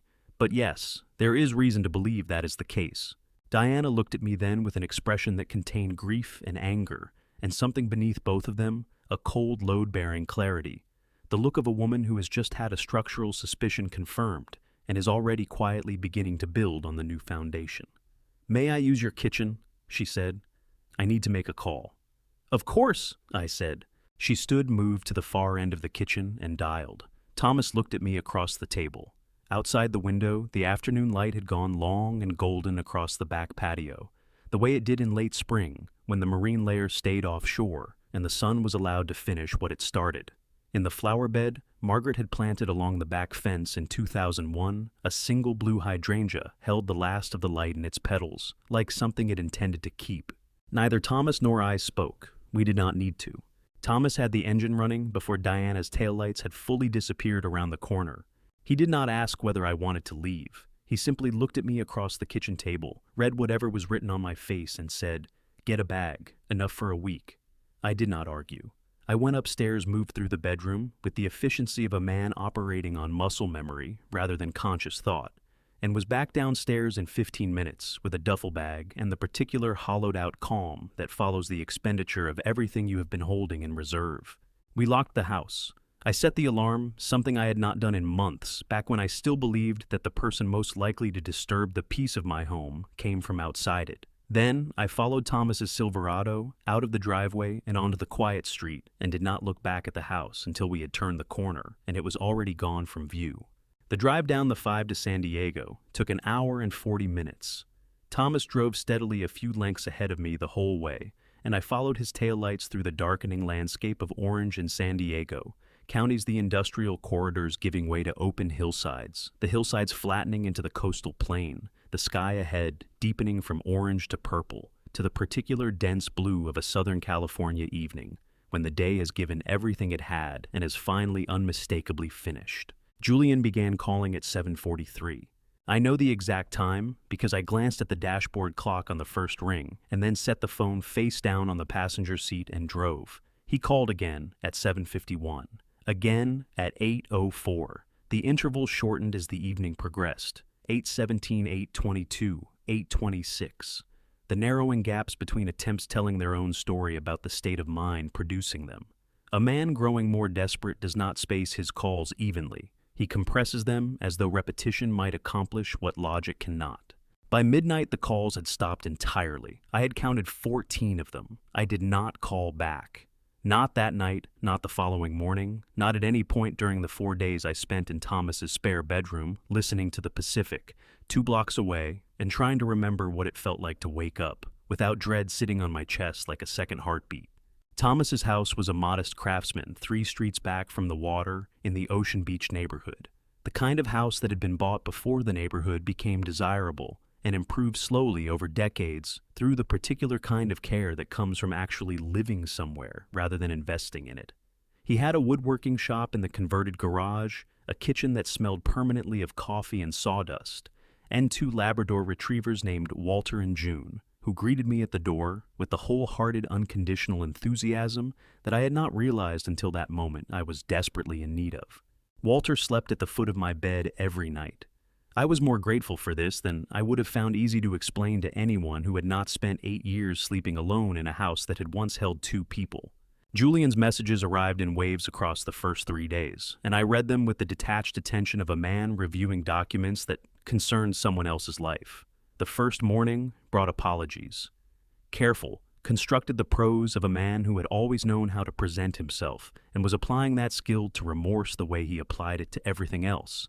The second morning brought anger accusations about provocation, about entrapment, about my willingness to destroy what Margaret had built over 30 years of careful work. The third morning brought something I had not anticipated, a single message 4 lines long, stripped of argument and performance, that said only that he was frightened, that he did not know what came next, and that he was sorry in a way that had nothing to do with consequences. I read that one 3 times. Then I set the phone face down on the nightstand and went to make coffee because some things deserve acknowledgement and some things deserve distance, and I had not yet worked out which category that particular message belonged to, and I was not going to rush the calculation. On the 3rd afternoon, I drove back up to Newport Beach to see Dr. Evelyn Cross. Evelyn was 64 years old, a general internist, who had been my physician since the year Margaret and I moved to Newport Coast, and who had accumulated over that time the particular authority of someone who has seen you in your worst moments and has chosen consistently to be honest rather than merely kind. She had been Margaret's physician as well, had managed the early months of her pancreatic illness with a precision and a gentleness that I had never adequately thanked her for, and had sat across from me in her office on a gray December afternoon in 2015 and delivered the final prognosis with steady eyes and no unnecessary words. She was in short a woman I trusted completely, which was why I had called her from Thomas's kitchen that morning and asked if she had a slot. She had me in the examination room by 3 o'clock. Evelyn took my blood pressure, reviewed the readings, with a slight compression of her mouth that I recognized as professional concern, and took it again with a different cuff to confirm. She listened to my heart with the focused attention of someone who was not going to be satisfied with approximate information. Then she set the stethoscope on the counter and looked at me with the directness she reserved for conversations she considered important. "Your systolic is 172, she said. "That's significantly elevated for your baseline. Your heart rhythm is regular, which is the good news. The bad news is that your body is treating whatever happened this week as an ongoing physical emergency, and it is responding accordingly." She paused. "I need you to tell me plainly what's been happening," I told her. "Not all of it, not the full architecture of the plan and its execution, but the essential shape of it, the discovery, the confrontation, the legal proceedings now in motion, the 4 days in San Diego." She listened without interrupting, her hands folded in her lap, her expression neither surprised nor judgmental, simply attentive in the way of someone gathering information they intend to use. "How are you sleeping?" she asked when I finished. "Better than I expected," I said honestly. "The first night was difficult. Since then, reasonably well." "Eating. Thomas feeds people when he doesn't know what else to do," I said. "I have been adequately fed." The corner of her mouth moved. "That's something." She reached for her prescription pad, wrote briefly, and pushed the paper across toward me. "I want you on this for 30 days. It will bring the pressure down without making you feel like you're moving through water. I want you back in 3 weeks for a follow-up." She held my gaze. "And I want you to hear me when I say that what your body is doing right now is not weakness. It is an accurate response to a significant traumatic event. You are 68 years old, and you confronted a betrayal that would have broken men 30 years younger. The fact that you are sitting in my office rather than in an emergency room is itself a form of evidence about the kind of person you are." I did not know what to say to that, so I said nothing, which Evelyn had always understood as my version of thank you. She stood to leave and then stopped, turned back. The professional composure shifted slightly the way it does when a person who has been speaking as a physician decides to speak as something else. "Margaret used to ask me," she said quietly. "In those last months, she would ask whether I thought you would be okay, after." A pause that carried considerable weight. I told her yes every time she asked. I meant it every time. Another pause. "I still mean it, Arthur. I want you to know that." My throat closed around whatever I might have said. I did not attempt to open it. I drove back to Thomas's house through the late afternoon traffic on Pacific Coast Highway. The ocean visible to my left in long blue flashes between the buildings. The prescription on the passenger seat beside my phone, and Evelyn's last words moving through me, the way certain things move through you when they have found the exact place they were meant to reach. Stephanie called as I turned onto Thomas's street. "The filing is complete," she said without preamble. Her voice carried the compressed energy of someone who had been working at full capacity for 4 days and had just reached a point where the work could pause. "Orange County Superior Court, petition filed this morning, hearing in 3 weeks. A brief pause. "And Arthur, Diana's attorney called me an hour ago. Diana has agreed to cooperate fully. Her testimony, combined with everything Marcus documented and everything you recorded, gives us something that Derek Holloway is not going to be able to argue his way around." I pulled into Thomas's driveway and sat with the engine idling. Through the front window, I could see Thomas moving in the kitchen, the warm yellow light of the interior falling out onto the porch where Walter was lying, with his chin on his paws, watching the street with the patient, undemanding attention that dogs bring to everything. 3 weeks, I said. 3 weeks, Stephanie confirmed. "And Arthur, you did everything right, every single step. Whatever happens from here, you did it right." I turned off the engine. For a moment, I simply sat in the quiet of the driveway, in the particular stillness of a day that has finally definitively decided to end. The prescription was on the seat beside me. Evelyn's words were still somewhere in my chest, finding their permanent location. Stephanie's voice was still in my ear. 3 weeks. I got out of the car. Walter raised his head from the porch and watched me walk toward the house with his whole body expressing a welcome that asked for nothing in return. I went inside. The hearing room inside the Orange County Superior Court was bright and very still, the kind of room that absorbed sound and returned it, flat and stripped of everything except its essential meaning. I arrived with Stephanie at 8:40 in the morning, 20 minutes before the scheduled start. She was dressed in charcoal gray, carrying a leather portfolio that contained in organized sequence everything we had built over the past 2 months. The trust documents, the financial statements, Marcus's surveillance reports, the audio recording, the time-stamped photographs, the bank statement showing the unauthorized withdrawals, and the forensic handwriting analysis confirming that 2 of the 3 forged signatures belonged to Diana rather than me. We took our seats at the petitioner's table. I folded my hands on the surface in front of me and looked at the room. Julian entered 4 minutes later with Derek Holloway. Holloway was a large man in his late 40s, broad through the chest, with the practiced confidence of an attorney who had built a career on volume and velocity, speaking faster and louder than opposing counsel until the sheer pressure of his delivery created the impression of substance. He wore an expensive suit and moved through the room as though he owned it, which I recognized as a technique rather than a feeling. Julian walked beside him in a dark suit that fit poorly at the shoulders, his face drawn and pale, the hollows beneath his eyes, the deep gray of someone who had not slept properly in 3 weeks. He did not look at me when he sat down. Diana arrived alone and took a seat in the row directly behind Stephanie and me. She wore a simple navy dress and carried nothing except a small envelope in her right hand. When I turned briefly to acknowledge her, she gave me a single composed nod. Her eyes were dry and very steady. Judge Patricia Okafor entered at 9 o'clock precisely, and the room stood. She was a trim woman in her late 50s with close-cropped silver hair, and the unhurried authority of someone who had been making consequential decisions for a very long time, and had stopped finding them difficult. She reviewed the case file for exactly 90 seconds before looking up. Holloway rose immediately. "Your Honor, what we have here is a fundamental misapplication of trust law, combined with a coordinated campaign to isolate and financially penalize my client." "Mr. Holloway," Judge Okafor said, without looking up from the document in front of her, "the trust agreement is explicit about what constitutes a moral conduct breach. Is the document before me the original notarized trust instrument?" "It is, Your Honor," Stephanie said. "And the signatures on these financial authorization forms? Your forensic analysis confirms they were not signed by the account holder, confirmed by 2 independent handwriting experts. Your Honor, one retained by our office, one court-appointed." Holloway tried again, louder this time.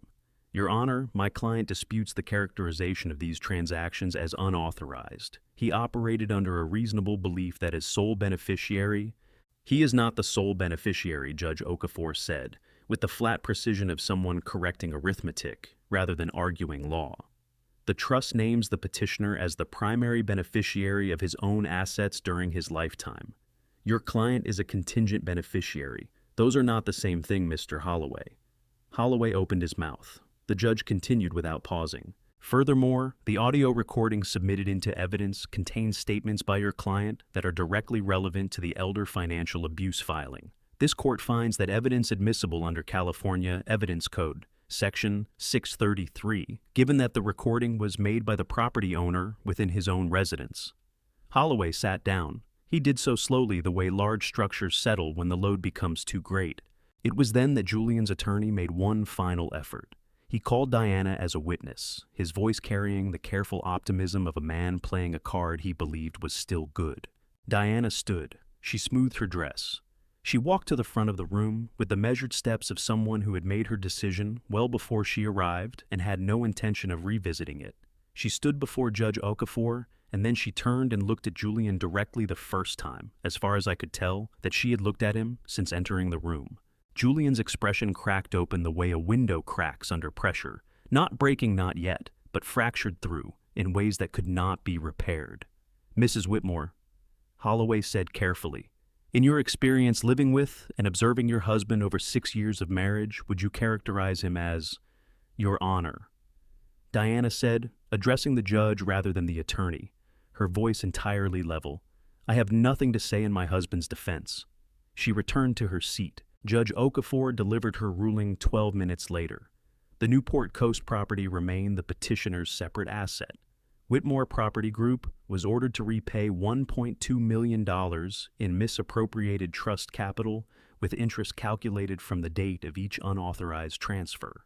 The morality clause was formally invoked, stripping Julian of all inheritance rights. An additional finding of elder financial abuse under California Welfare and Institutions Code.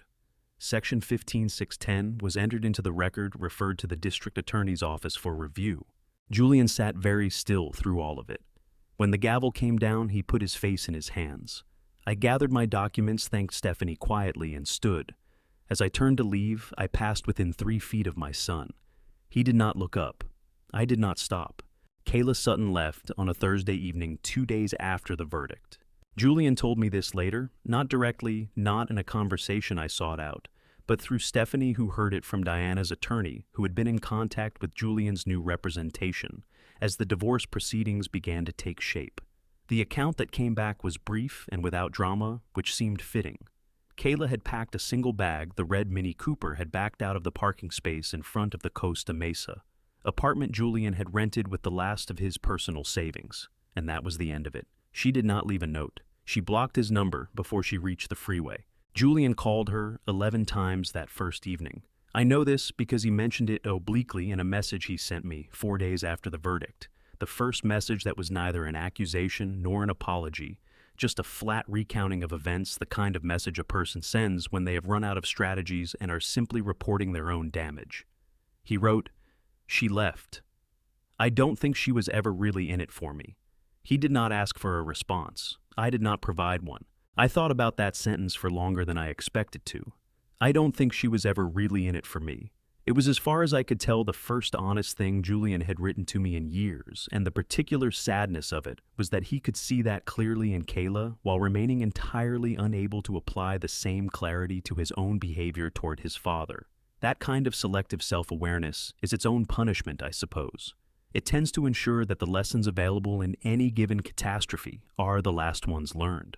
Diana filed for divorce on the Monday following the verdict, which was also the first morning she went back to her classroom and taught her third graders long division, as though the previous 3 weeks had been a disruption rather than a demolition. Her attorney filed simultaneously on the forgery claim, a separate civil action asserting damages for the unauthorized use of her signature on financial documents, the reputational risk it had created, and the emotional distress occasioned by discovering that the man she had shared a bed with for 6 years had been treating her legal identity as a resource to be deployed without her knowledge or consent.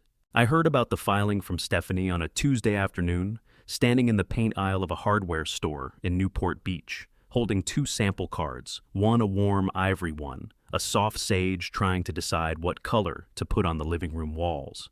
Diana's civil claim is going to be straightforward, Stephanie said.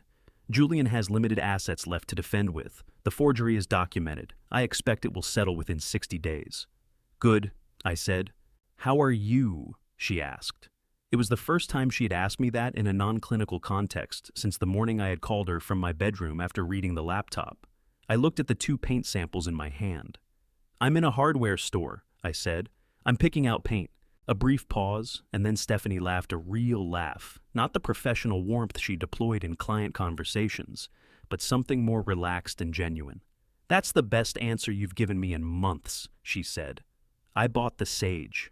The work of returning to the house took longer than I had expected, and it was both more painful and more necessary than I had anticipated. I had arranged for Julian's remaining belongings, his clothing, his personal electronics, the few pieces of furniture he had brought when he moved in to be collected by a moving company on the Friday following the verdict while I was still in San Diego. I had asked Thomas to be present. Thomas had agreed without hesitation and had told me afterward that Julian had arrived to supervise the collection, that they had exchanged perhaps 12 words, and that Julian had left before the truck did. I came home on a Saturday morning. The house was the same house it had always been, same terracotta tiles on the roof, same blue shutters Margaret had chosen, same gravel path through the front garden, same smell of eucalyptus and sea air that had been the atmosphere of 30 years of my life. And yet it felt different in the way that places feel different after something significant has happened, in them not haunted exactly, but altered the way a room feels different after the furniture has been rearranged, even if you put everything back exactly where it was. I stood in the entryway for a moment, then I went to the kitchen and made coffee. The white sectional sofa was the first thing I addressed. I had it removed by a consignment service on the Monday after my return, not because I hated it exactly, but because it had become a document of something I did not want documented in my living room any longer. The wine stain from Kayla's glass had been cleaned, but I knew it was there beneath the fabric, the way certain things remain beneath surfaces, regardless of how thoroughly you attend to them. I replaced the sectional with a pair of deep armchairs in a warm tobacco leather that Margaret had always preferred to the sectional anyway, and had resisted buying only because Julian had argued that the sectional was more practical for when guests stayed over.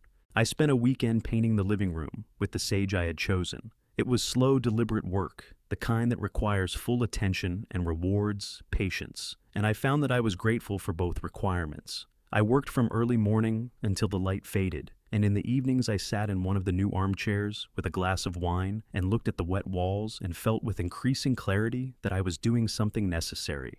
On the second evening, I went to the storage closet under the stairs, where Julian had relocated Margaret's photographs during his second year in the house quietly, without citing the need for a more modern aesthetic. There were 11 photographs in the box. I unwrapped each one carefully and spent the better part of an evening deciding where to hang them. The photograph Thomas had taken at the birthday party in 1997, Margaret mid-laugh head, thrown back eyes unguarded, went back above the fireplace where it had been for 15 years before Julian moved it. I drove a nail into the fresh sage-colored wall and hung it there and then stepped back and looked at it for a long time. Better, I said aloud, to her, to the room, to no one in particular. I called Thomas that night. We talked for 3 hours about the house, about our childhood, about a fishing trip we had taken with our father in 1971 that we had not discussed in 40 years, about the particular freedom that comes from the other side of a crisis when the ground finally stops moving. Thomas laughed at things I said that were not quite jokes, and I laughed at things he said that were. And when we finally said goodnight, it was past midnight, and I felt for the first time in a span of time I could not precisely measure like myself. Not the self that had been managing a household built on mistrust. Not the self that had been performing normalcy over breakfast with a man who thought him pathetic. The earlier self, the one who had stood in an empty living room in 1998 with a bottle of wine and no furniture, and danced with his wife because she said every house needed music and movement before it could become a home. That self was still there. He had simply been waiting for the house to be quiet enough to find his way back. I picked up my drafting pencils the following Tuesday. I had not touched them in 4 years. They were in the top drawer of the desk in my study, wrapped in the same chamois cloth Margaret had given me when I retired from the firm, a small private ceremony that had produced more emotion in me than I had expected, and that I had never quite known how to account for. I sat at the desk and I drew. Not a building, not a project, just a structure, an exercise in proportion, and lined the way a musician might run scales, not for performance, but for the pure maintenance of the skill.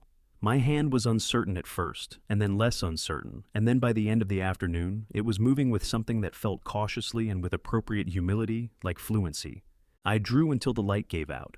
Then I put the pencils away, made dinner, and sat in the tobacco armchair with my wine and looked at Margaret's photograph above the fireplace. The house was quiet. The house was mine. And somewhere in a way I could not have fully articulated, but could feel with complete certainty it was hers too. Still, and perhaps more so now than it had been in years.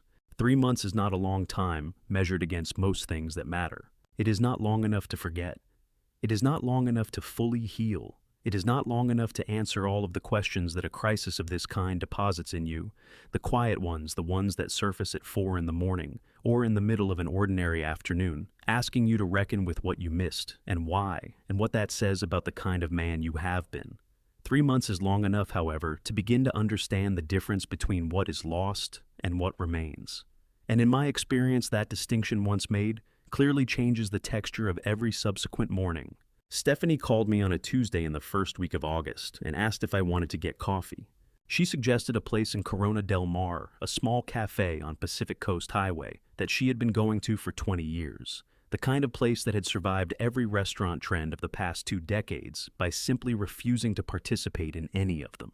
It had good coffee, reliable pastries, and tables by the window that looked out onto a stretch of coastline that had not changed appreciably since Margaret and I had driven past it on the way home from the hospital, the afternoon we got her diagnosis, which was an association I had carried with that particular stretch of road ever since and had never mentioned to anyone. I arrived first and took a table by the window. The morning was clear, the kind of late summer clarity that comes to the Southern California coast when the marine layer has burned off early and the light falls clean and sharp off the water. I ordered coffee and sat watching a pair of pelicans work the surface of the bay in long, unhurried arcs. And I thought for no particular reason about the fishing trip Thomas and I had taken with our father in 1971. And the way our father had stood at the bow of the rented boat with his coffee and his silence and his absolute contentment. And I thought, that I finally understood something about that contentment that I had not understood when I was 14 years old watching him. Stephanie arrived 7 minutes later, shaking car keys into her bag and sliding into the chair across from me with the efficiency of a woman who treated even informal meetings as things worth being on time for. "You look better," she said before she had fully settled. "I feel better," I said, "most of the time." She ordered coffee and set her bag on the floor and looked at me with the clear, unhurried attention she had been directing at me for 15 years, first as my attorney, and then gradually, and without either of us formally acknowledging it, as something closer to a friend. "The house?" she asked. "The house is good," I said. "I finished the living room, repainted the hallway last week. I've been thinking about the kitchen. Margaret always wanted to change the countertops, and I talked her out of it, because I thought the originals were fine, and I've decided I was wrong about that." Stephanie smiled. "What color?" She wanted something darker, a slate blue, she said. I found a sample card once in a drawer. She must have saved it for years, without saying anything. I looked at the coffee in front of me. "I'm going to use that color." "Good," Stephanie said, and meant it in a way that had nothing to do with interior design. We drank our coffee in the easy quiet of people who have been through something significant together, and no longer need to fill every silence with proof that they are fine. Outside, the pelicans continued their patient work. A couple walked along the path below the window, the woman laughing at something the man had said, leaning into his arm for a moment before straightening. "I need to tell you something," Stephanie said, setting down her cup. Her voice shifted not dramatically, but enough that I straightened slightly in my chair. "The DA's office called me Friday afternoon. They've completed their preliminary review of the financial evidence from the civil case." She paused. "They're moving forward." "Moving forward," I said. "Formally, 2 counts. Elder financial abuse under California Penal Code 368 and forgery under Penal Code 470, both felonies." She kept her eyes on mine, steady and direct, giving me the information the way she always gave difficult information, without cushioning, without drama, in the belief that clarity was more respectful than comfort. If convicted on both counts, Julian faces a potential sentence of up to 6 years, more likely given that this is a first offense and the restitution order from the civil case is already in place. His attorney will negotiate a plea agreement, probably felony probation, mandatory restitution of the $340,000, and a formal criminal record. I sat with that for a moment. 6 years, or a formal criminal record and the money repaid. I had not spent the past 3 months imagining either of those outcomes with any particular clarity. I had been too occupied with the more immediate work of reclaiming my house and my daily life to extend much imagination toward my son's future. But hearing the numbers stated plainly, I found that my response was neither the satisfaction I might once have anticipated, nor the grief I might have feared. It was something quieter and more complicated than either, a kind of exhausted acceptance the way you feel when a very long illness finally resolves, not with triumph, but with the simple, enormous relief of knowing that the worst is definitively over. "Does Julian know?" I asked. "His attorney was notified Friday," Stephanie said. "So, yes, by now." I nodded. Outside, a third pelican had joined the first 2, and the 3 of them were working in loose formation, each one adjusting its flight path in response to the others with a coordination that looked effortless and probably was not. I watched them for a moment. "Diana?" I asked. "Diana is doing well from what her attorney tells me. The divorce will be finalized in the next 60 days.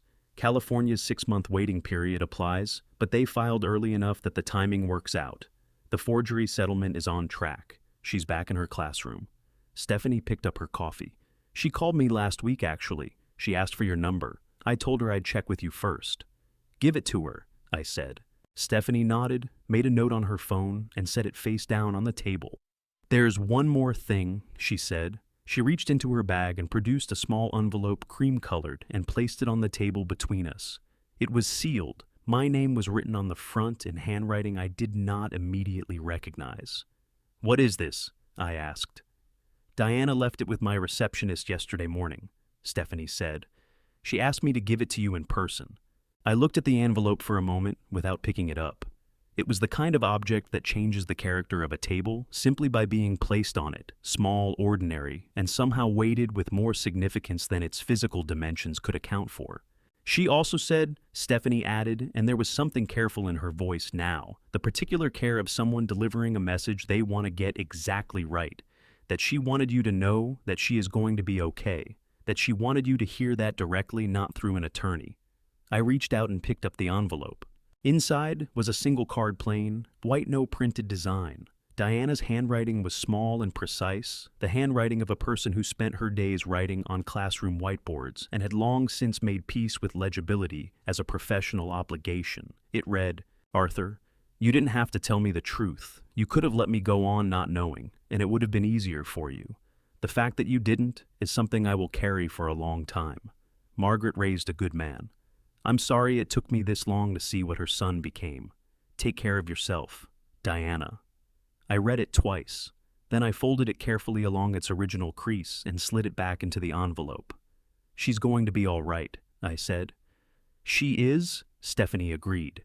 I looked out the window at the coast, the clear water, the pelicans still working their patient geometry, the late summer light falling across everything with the particular generosity it reserved for mornings when you had somewhere to be and enough time to get there. I thought about Margaret's countertop sample card, saved in a drawer for years, without a word. I thought about the drafting pencils in their chamois cloth. I thought about Thomas's voice on the phone past midnight, laughing about a fishing trip from 54 years ago. I thought about Florence. Margaret had wanted to go since before I knew her. She had mentioned it the first year we were married, standing in the kitchen of our first apartment in Pasadena, reading a magazine article about the Uffizi Gallery, pointing out a Botticelli with her index finger tracing the outline of something she loved without yet having seen it. We had planned the trip twice and canceled it twice, once for a project deadline, once because Julian had a health scare at 7 years old that turned out to be nothing but consumed 3 weeks of our attention and energy nonetheless. After Margaret's diagnosis, travel of that kind was no longer possible, and after her death, I had not been able to imagine making the trip alone. I was beginning to be able to imagine it now. Stephanie, I said. She looked up from her coffee. If I were to take an extended trip abroad several weeks, possibly longer, is there anything legally outstanding that would require my presence here? She considered this with the focused attention she brought to every practical question. The DA's proceedings don't require your testimony unless Julian contests the charges, which his attorney has indicated he's unlikely to do. The civil judgments are finalized. Diana's case is moving independently. She looked at me steadily. There's nothing keeping you here, Arthur. Not legally. I picked up my coffee cup, set it down, picked up the envelope with Diana's card, and tucked it into the inside pocket of my jacket, close to where I could feel it if I reached across my own chest. Good, I said. That's good to know. Stephanie studied me for a moment with the expression she wore when she was assembling information into a conclusion. Then slowly the professional composure softened into something warmer. Are you going to tell me where you're thinking of going? She asked. Or is this the part where you make me wait until next time? I smiled. It was the kind of smile that surprised me slightly, not performed, not assembled from available materials, but simply there the way things are when you have finally stopped working against yourself. Next time, I said. She shook her head, picked up her cup, and laughed. We met the following afternoon at a coffee shop, 4 blocks from Birch Street Elementary, the kind of place with mismatched chairs and a chalkboard menu, and the particular ambient noise of a neighborhood cafe that has been exactly itself for long enough that the regulars stopped noticing the music. Diana was already at a corner table when I arrived, both hands around a cup of tea, her hair pulled back, wearing a linen shirt the color of old paper. She looked, I thought, like a woman who had recently set down something very heavy and was still adjusting to the unfamiliar lightness of moving without it. She stood when she saw me. We shook hands, and then after a brief hesitation on both sides, we embraced the slightly formal, genuine hug of two people who have shared something that does not fit neatly into existing categories of relationship. We sat. I ordered coffee. For a moment, neither of us spoke, and the silence was comfortable in the way that silences are comfortable between people who have run out of performances. "How are you?" I asked. Truthfully, Diana looked at her tea. Truthfully, she said, "I'm doing better than I expected," which is its own strange feeling, like you've prepared for a storm and then find yourself standing in ordinary rain. She looked up. "I went back to the classroom Monday. 28 kids, most of them missing their summer already, all of them needing someone to pay attention to them. She paused. It was the best thing I could have done. It turns out that 8-year-olds have very little patience for your personal problems. I smiled. Margaret used to say the same thing about blueprints. Diana's expression softened. How long were you married? 41 years, I said. She was quiet for a moment. Then she said, Can I ask you something I've been carrying since the day in your kitchen? Yes. Did you see it in him? When you first met me when he brought me home, did any part of you know? I thought about it carefully, the way the question deserved. I saw things I didn't look at directly, I said. There's a difference between not seeing and choosing not to see, and I was guilty of the second for a long time. Margaret was better at looking directly than I was. She had less patience for comfortable fictions. I paused. I think if she had met you under different circumstances, she would have told me something important, much sooner than I managed to figure it out myself. She would have liked you, Diana, for the right reasons, not because you were Julian's wife. The tears arrived quietly without announcement, the way they do for people who have been holding them at a professional distance for several weeks, and have finally found a moment when the holding is no longer necessary. Diana pressed her lips together, nodded once, and reached for her tea. That's the kindest thing, she said when she could. Thank you. We talked for another half hour about the forgery settlement, which was nearly finalized, about the divorce, which would be done within the month, about her plans, which were tentative and hopeful, in the careful way of someone who has learned not to overplan. She was thinking about a summer program in Portland the following year, a writing curriculum for elementary students that she had been interested in for years and had never pursued because the timing was never right. The timing, she said, was beginning to look more right. When the conversation had found its natural resting place, I reached into the inside pocket of my jacket and set an envelope on the table between us. Diana looked at it the way people look at something they recognize before they have opened it. Arthur, personal account, I said. Nothing connected to the trust, nothing connected to the proceedings. It is mine to give, and I am giving it. I kept my voice even the way Margaret had always delivered gifts, not as performances of generosity, but as simple, completed decisions. You were deceived in this family. You were put at legal risk without your knowledge or consent. And when the moment came, you walked into that courtroom and you told the truth, which is a harder thing than it sounds, when the person you are telling the truth about is someone you once loved. I paused. Margaret always believed that the people who love us well don't ask us to carry more than we can hold. She would have wanted you to have something that made the next chapter easier to begin. Diana's jaw tightened. Her eyes were bright and very steady. I can't accept this. You can, I said. You already have. Actually, I've decided, which means it's done. I said it the way she might tell one of her third graders that the answer was already on the page if they would stop second-guessing themselves. Something in her face shifted the resistance giving way, not to defeat, but to something that looked more like relief. She picked up the envelope. She held it for a moment, with both hands the way you hold something you understand the weight of. Thank you, she said, for the money and for everything before it. Take care of yourself, I said, and come back and tell me how it goes. She wiped her eyes with the matter-of-fact efficiency of a woman who has made her peace with being seen, shook my hand, and walked out through the cafe door and back into the ordinary Thursday afternoon that was waiting for her. I sat alone for a while after she left. Then I reached into my jacket pocket and took out the other thing I had been carrying, a single folded sheet of paper printed that morning at my kitchen desk. A flight itinerary. Florence, Italy. Departing Los Angeles International Airport on August 19th. One way. No return date. I had booked it the morning after the cafe with Stephanie at the same kitchen table where I had eaten breakfast with my son for 2 years and said nothing about what I knew. It had taken 11 minutes, a decision 40 years in the making, and 11 minutes to execute, which struck me as exactly right. I looked at the itinerary for a moment in the afternoon light. Outside the cafe window, Newport Beach moved at its unhurried coastal pace, a woman walking a dog, a delivery truck, double-parked 2 teenagers on skateboards cutting across the crosswalk without looking. All of it ordinary, all of it continuous, all of it entirely indifferent to the fact that the man at the corner table had just watched one door close and was holding a piece of paper that opened another. That evening, I stood at my bedroom window and looked out over the valley the way I had looked out over it thousands of times. The lights of Newport Coast in their quiet rows, the invisible Pacific beyond them, the particular quality of August dark on the Southern California coast that feels like the end of something and the beginning of something else simultaneously. I thought about Margaret standing at this same window on the night we moved in, slightly tired from the boxes and the long day, leaning her head against my shoulder and saying that she thought this was going to be a good house, that it was the kind that holds people well. She had been right. It had held us. It had held us even when we did not know how badly we needed holding. I pressed my palm flat against the glass.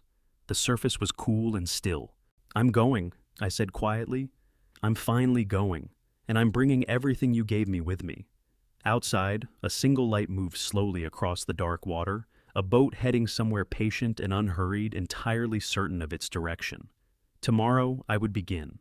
What I learned the hard way at 68 years old is that love without clarity is not kindness. It is permission. I gave my son permission for 8 years to take from me because I confused keeping the peace with honoring the people I had lost. Do not make that mistake. Do not wait until someone has taken everything before you decide that you are worth protecting. From New York to California, from small towns to crowded cities, family betrayal does not announce itself.